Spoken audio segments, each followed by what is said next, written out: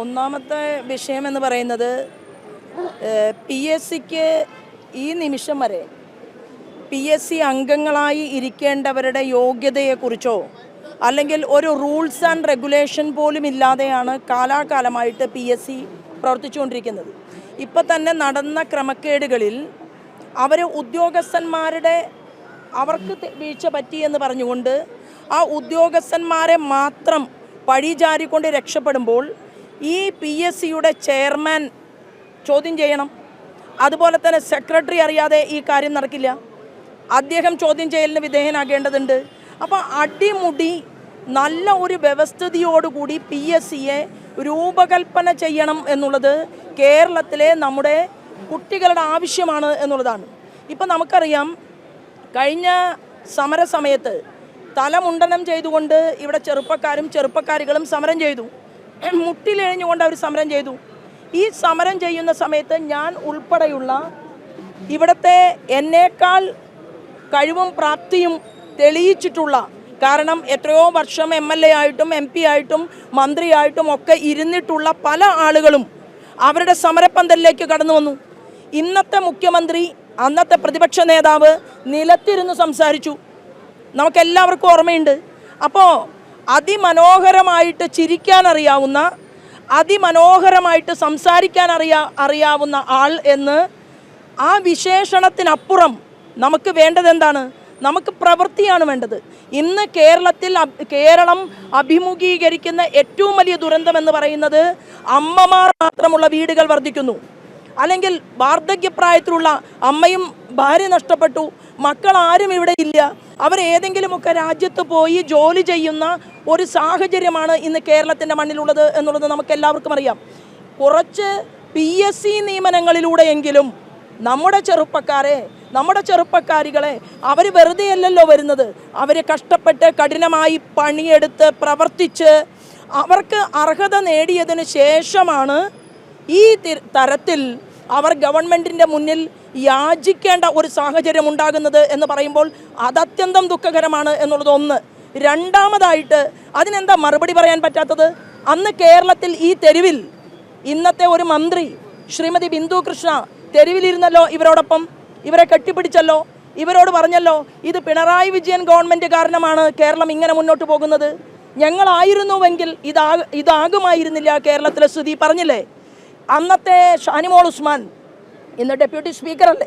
അപ്പോൾ അന്ന് പറഞ്ഞ വാക്കുകളെല്ലാം ഇത്ര പെട്ടെന്ന് മറക്കാൻ എങ്ങനെയാണ് UDFൻ്റെ ഭരണകൂടത്തിന് സാധിച്ചത്? ആ ചോദ്യം ഈ കുട്ടികൾ ചോദിക്കുകയാണ്.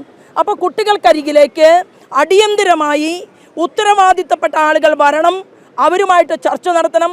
ആ പെൺകുട്ടി കരഞ്ഞപ്പോൾ അവളോട് ഞാൻ പറഞ്ഞത് കരയരുത് എന്ന് ഞാൻ പറഞ്ഞു. പക്ഷേ എന്തുകൊണ്ടാണ് കരയുന്നത്? ചെറിയ കുട്ടികളെ വീടിനകത്തിരുത്തിയാണ്. 6 മാസം പ്രായമുള്ള കുട്ടികളുള്ള അമ്മമാരുണ്ട്, ഗർഭിണികളായിട്ടുള്ള പെൺകുട്ടികൾ അവരിവിടെ വന്നിട്ടുണ്ട് സമരത്തിന്. എന്താണ് അവരുടെ അവസ്ഥ? അവരുടെ മാനസികമായിട്ടുള്ള, ശാരീരികമായിട്ടുള്ള അവരുടെ അവസ്ഥ എന്താണ്? ആ അവസ്ഥയെക്കുറിച്ച് യാതൊരു പരിശോധനയുമില്ലാതെ, ഒരു ചിന്തയുമില്ലാതെ കേരളത്തിൻ്റെ മുഖ്യമന്ത്രിക്ക് എങ്ങനെയാണ് ഇങ്ങനെ മാറാൻ സാധിച്ചത്? ഏത് ഡോക്ടറേറ്റാണ് മിസ്റ്റർ VD സതീശൻ അങ്ങ് എടുത്തിട്ടുള്ളത്? അങ്ങ് പ്രതിപക്ഷ നേതാവിൻ്റെ കസേരയിൽ ഇരുന്നു കൊണ്ട് ഈ കേരളത്തിലെ ധാർഷ്ട്യമുള്ള മുഖ്യമന്ത്രിയെക്കുറിച്ച് അങ്ങ് എത്രയോ പ്രസംഗങ്ങളിൽ പറഞ്ഞു, എത്രയോ പ്രസംഗങ്ങളിൽ സംസാരിച്ചു. ഇന്ന് എന്തുകൊണ്ടാണ് ഇങ്ങനെ ഓന്തിനെ പോലെ നിറം മാറുക എന്ന് നമ്മൾ കേട്ടിട്ടുണ്ട്. അതിനർത്ഥം മുഖ്യമന്ത്രിയെ ഞാൻ ഇങ്ങനെ വിളിച്ചു എന്നല്ല, ആ രീതിയിൽ വാർത്ത വരരുത്. ഞാൻ പറഞ്ഞത് എന്താണ്? നമ്മൾ കേട്ടിട്ടുണ്ട്, തരാതരം പോലെ കാര്യങ്ങൾ മാറ്റിപ്പറയുക, തരാതരം പോലെ ആക്ഷനിൽ മാറ്റം വരുത്തുക, തരാതരം പോലെ തൻ്റെ പ്രവൃത്തികളിൽ മാറ്റം വരുത്തുക. എങ്ങനെ സാധിച്ചു കേരളത്തിൻ്റെ പഴയ പ്രതിപക്ഷ നേതാവിന് ഇങ്ങനെ? അപ്പോൾ കേരളം ഇങ്ങനെ ജനങ്ങൾ ഉറ്റുനോക്കുന്നുണ്ട്. കേരളത്തിൻ്റെ മുഖ്യമന്ത്രി അടിയന്തിരമായിട്ട് അങ്ങ് ഈ വിഷയത്തിൽ ഇടപെടേണ്ടതാണ്. കാരണം ഒരമ്മ, താങ്കൾ മുഖ്യമന്ത്രിയായി സത്യപ്രതിജ്ഞ ചെയ്യുന്ന ദിവസം ഒരമ്മ കയറി വന്നപ്പോൾ മാധ്യമ സുഹൃത്തുക്കളോട് ആ വരവിനെക്കുറിച്ച് പ്രതികരിച്ചത്, പല മന്ത്രിമാരും പല രാഷ്ട്രീയക്കാരും പ്രതികരിച്ചത് നമ്മളൊക്കെ കണ്ടതാണ്. അപ്പോൾ എന്തേ തൊട്ടടുത്ത് ഇവിടെ വന്ന് ഈ പെൺകുട്ടികളുടെ അവർക്കൊരാശ്വാസം കൊടുത്ത് അവരോട് സംസാരിക്കണം?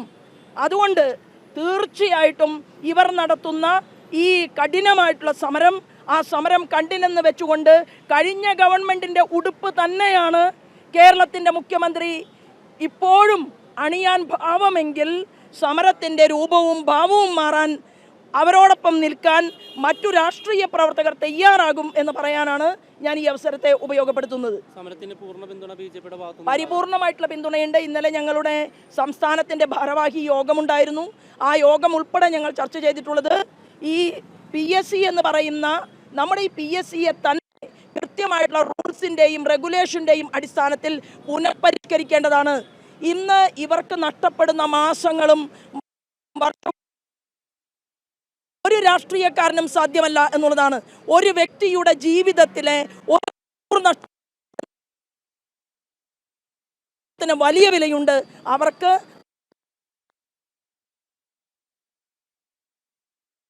കേരളത്തിന്റെ മുഖ്യമന്ത്രി തയ്യാറാകണം എന്നാണ് ഭാരതീയ ജനതാ പാർട്ടിയുടെ ആവശ്യം. മറ്റൊരു കാര്യം കൂടെ, ഈ ബിജെപിയുമായി ബന്ധപ്പെട്ട് ഈ തെരഞ്ഞെടുപ്പ് ഫണ്ട് അട്ടിമറിക്കുന്നൊരു ആരോപണം, പക്ഷെ അതിൽ കൃത്യമായ പ്രതികരണം നടത്താൻ തയ്യാറാകും. ഞാൻ ഈ PSCയുമായി ബന്ധപ്പെട്ട ചോദ്യത്തിന് മാത്രം ഉത്തരം പറയാനാണ് ഇവിടെ ആഗ്രഹിക്കുന്നത്. കാരണം മറ്റൊരു വിഷയത്തിലേക്ക് എൻ്റെ ഉത്തരം പോയാൽ അതായിരിക്കും നിങ്ങൾ കൊടുക്കുന്ന വാർത്ത എന്നുള്ളത് കൊണ്ട് തൽക്കാലം ഇവരുമായിട്ട് നമ്മളെല്ലാവരും സഹകരിക്കാം. ഇത് കഴിഞ്ഞാൽ ഞാൻ ഇന്ന് ട്രെയിൻ കയറി കൊല്ലത്ത് പോവും, നാളെ അത് കഴിഞ്ഞ് എറണാകുളത്തുണ്ടാകും, മറ്റന്നാൾ തൃശ്ശൂരുണ്ടാവും. ഏത് മാധ്യമ പ്രവർത്തകർക്കും ഈ കാര്യങ്ങളെക്കുറിച്ച് എന്നോട് ചോദിക്കാം. നിങ്ങളും എന്നോടൊപ്പം ചേരണം, സഹകരിക്കണം. ഈ സമരം ഇതിൻ്റെ ഉദാത്തമായിട്ടുള്ള രീതിയിൽ ഈ സമരം അവസാനിപ്പിക്കാൻ ആവശ്യമായിട്ടുള്ള ധാർമ്മികമായിട്ടുള്ള പിന്തുണ അത് പൊതുപ്രവർത്തകരോടൊപ്പം എൻ്റെ മാധ്യമ സുഹൃത്തുക്കളും നൽകണം എന്ന് അഭ്യർത്ഥിച്ചുകൊണ്ട് ഈ വിഷയമായിരിക്കണം ഇന്നത്തെ വാർത്ത എന്നുകൂടി അപേക്ഷിച്ചുകൊണ്ടാണ് ഞാൻ എൻ്റെ വാക്കുകൾ നിർത്തുന്നത്.